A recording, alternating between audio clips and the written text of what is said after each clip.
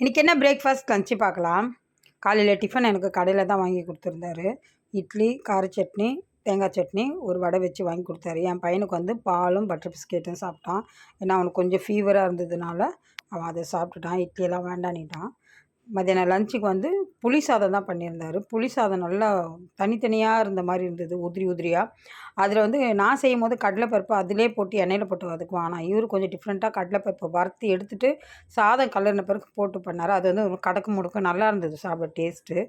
என் பையனுக்கு வந்து முட்டை தான் வறுத்து கொடுத்துருந்தாரு. ஏன்னா எங்கள் வீட்டுக்காரர் எங்களுக்கு மீன் வறுத்ததுனால ஸ்கூலுக்கு மீன் கொடுத்து விட முடியாதுன்னு ப்ளெயின் ஆம்லேட் போட்டு அவனுக்கு சாப்பாடும் முட்டையும் கட் பண்ணி டப்பாவில் போட்டு கொடுத்துட்டாரு. வீட்டில் பண்ண மசாலா தான், அவரே தான் மசாலா பண்ணார். நார்மலாக வீட்டு மிளகாத்தூள், கொஞ்சோண்டு எண்ணெய், இஞ்சி பூண்டு பேஸ்ட்லாம் போட்டு நல்லா திக்காக பேஸ்ட்டு மாதிரி பண்ணிவிட்டு அதை மீனில் வறுத்து நல்லா மீனில் அப்படியே நல்ல மசாலா ஏறி இருந்ததுங்க. மொரன்னு இருந்தது மீன் வறுத்தது. சூப்பராக இருந்தது அந்த புளி சாதத்துக்கும். எப்போவுமே புளி சாதத்துக்கு வந்து கருவாடு, முட்டை அவிச்சி வறுக்கிறது அதெல்லாம் சூப்பராக இருக்கும். மீனெல்லாம் ரொம்பவே நல்லாயிருக்கும். நல்லா மொரன்னு வறுத்துருந்தார் மீன். புளி சாதத்துக்கும் மீனுக்கும் சூப்பராக இருந்தது. என் பையன் ஃபீவருன்றதுனால அவனுக்கு ஸ்நாக்ஸ் பிஸ்கெட் தான் கொடுத்து விட்ருந்தேன். மாத்திரை போட்டு தான் அனுப்பிச்சிருந்தேன்.